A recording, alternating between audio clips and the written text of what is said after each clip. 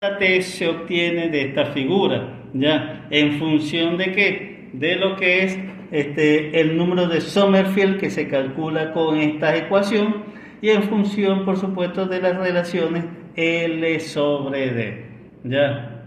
¿Ok? Aquí tienen entonces las ecuaciones, por supuesto.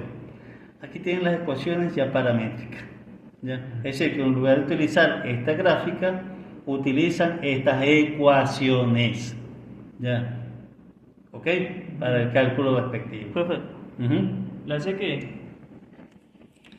La C es la holgura que tienen que dejar entre el eje y el cojinete, la tolerancia, prácticamente. Okay. Esa es la C, la tolerancia. ¿Ok?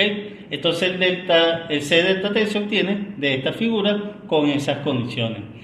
Igual, no tengo la curva de ninguna de estas curvas que te dice, no tengo una de 3/4, por ejemplo, o sea, ahí utilizo una aproximación. ¿Ok? Bueno. Y por supuesto, ya tengo entonces todo para calcular el delta T en función de la viscosidad. Bueno. El número de Sommerfeld es este que habíamos dicho aquí, está en función del diámetro, de la holgura, de la viscosidad, de las revoluciones y de la carga aplicada. Como les dije, C está establecida por el diseñador, sin embargo, ya para propósitos de estandarización, hoy en día se utilizan dos tipos de ajustes deslizantes, H9D9 o H8F7, dibujo mecánico, espero que se acuerden de eso. Ya, ok. Y simplemente, al utilizar tolerancia, recuerden, obtenemos vamos a decirlo, sí, una holgura mínima y una holgura máxima que lo podemos calcular con estas ecuaciones. ¿Ok? Bien. Bueno. Una vez entonces, ya que tengo definido el valor C, lo utilizo para calcular la ecuación respectiva. Por supuesto, pueden trabajar con las tablas de las normas ISO preferido, ya tienen entonces lo que es tamaño preferido en agujero base y eje base, ¿ya? Y por cierto, ya, este sistema será que agujero base o eje base, a ver si se acuerdan de eso. Igual, esto será que agujero base o eje base, a ver si se acuerdan de eso. Creo que el primero es de base. ¿Y cómo sabe qué sistema, qué digo? Eje. Es de base. ¿Cómo sabe que este es sistema eje base? ¿Cómo lo identifica? No me acuerdo, profe. Bueno, ok. Bueno, investiguen entonces, eso fue dibujo mecánico, ok. Ya, bueno. Y por supuesto, esto es para la continuación de calcular el delta T, ¿ya? Ok, una vez que ya tenemos que calcular el delta T, comparo con el delta T inicial, podemos decir, no necesariamente dan iguales, y aquí tienen dos posibles soluciones. Primero, o bueno, son tres mejor dicho, si de casualidad da igual, que muy poco. Entonces, ¿qué significa eso? Que entonces la viscosidad inicial ya es la adecuada y por lo tanto ya esa es la solución definitiva. ¿Ok?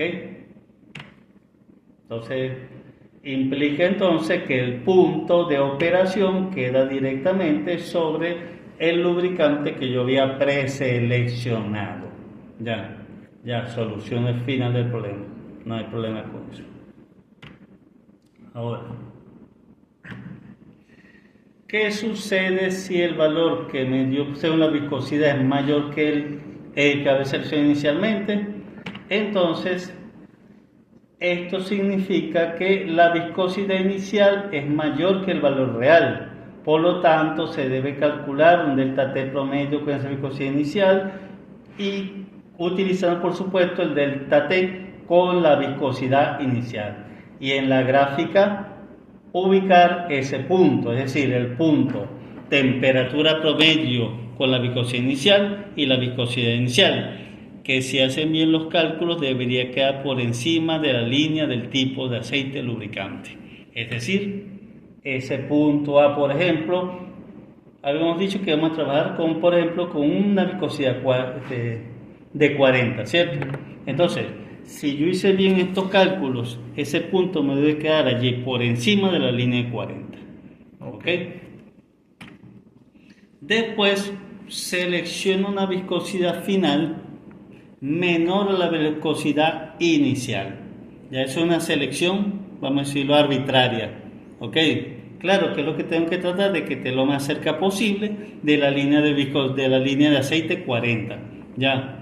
Calculo entonces de la viscosidad final, calculo la temperatura promedio con esa viscosidad final, ¿ya? Y obtengo entonces dos puntos, obtengo otro punto en función de la temperatura promedio y de la viscosidad final, que si hice bien los cálculos debe quedar por encima o por debajo, perdón, de la línea de aceite lubricante, es decir, ubicado allí más o menos, ¿ya? Entonces, esta viscosidad, como les dije, es un valor arbitrario, pero traten de que esté lo más cerca posible de lo que es la línea de aceite lubricante 40. Es decir, ustedes ven aquí debajo de 40 y cercano a esto, bueno, yo puedo trabajar con estas viscosidades. Ya, 12, 13, 15, ya, es decir, selecciono ese valor. Pero lo cierto es que el punto al final me debe quedar por debajo de la línea, en este caso de 40. Bien. Que es la que preselecciono.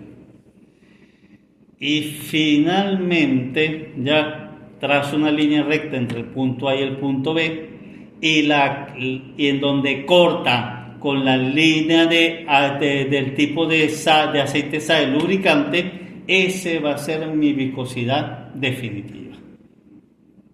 ¿Ya? ¿Ok? Como les dije, es fastidioso esto, ¿ya? Pero esa es la manera en que debe obtenerse. Hay que ser ¿ya? demasiado perfeccionista. Sí, muy normal que se equivoquen aquí, muy normal, ¿ya? Que se equivoquen. Como la ecuación de Euler y esas cosas, ¿no? Exactamente, ¿ya?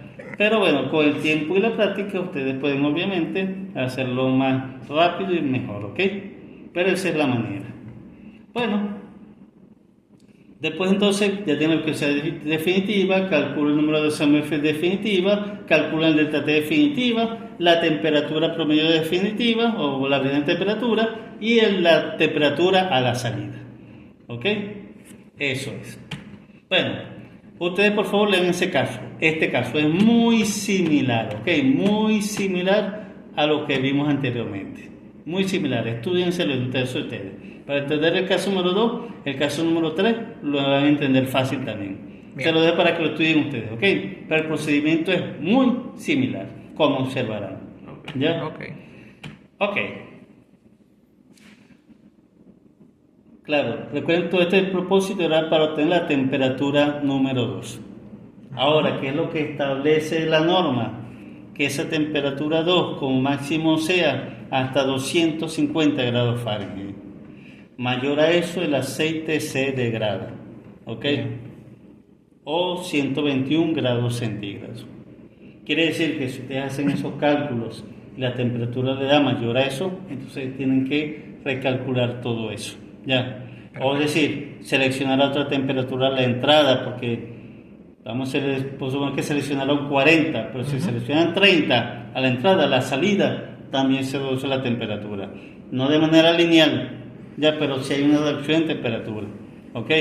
O cambiando alguna variable que consideren para ver cómo se hace para reducir la temperatura 2 con todas las ecuaciones involucradas, ¿ok? Puedo cambiar la holgura, puedo cambiar el diámetro, bueno, en fin, ya. Lo cierto es que esto debo respetarlo, esto es variable estricta, ¿ok? No me puede sobrepasar los 250 grados Fahrenheit, los 121 grados centígrados, ¿ya? Como les dije, la solución más fácil, sin modificar la geometría, baja la temperatura. ¿Ya? Ok. ¿Se podría bajar incluso menos a la ambiental? No debería de ser. No que puede. tiene una parte que haya mucho frío. ¿Sí? Y si, profe, y si se pone demasiado frío, ¿qué ocurre? ¿Se congela el...? No creo. No, en realidad sí el aceite sí se puede congelar. Si va a temperatura bajo cero, sí. Sí, bajo cero, por supuesto. Pero no creo que a 16 grados. Pero ya va, ¿qué afecta de que el aceite esté frío? Al mecanismo, ¿qué afecta? No, al mecanismo nada. al mecanismo nada, ¿ok?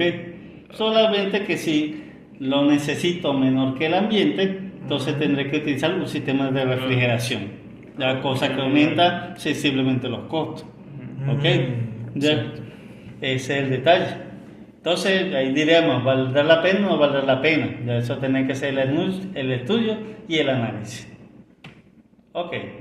Otra solución, cambiar el tipo de aceite lubricante. También, otra, vamos a decirlo sencilla, expedita. 40, no me sirve 40, bueno, voy a ver si unos 50 o 60, si me resisten las condiciones de carga y viscosidad, ¿ok? Para que me dé una temperatura menor a la salida. Bueno, vamos entonces a dejarlo hasta aquí, hasta el punto 5.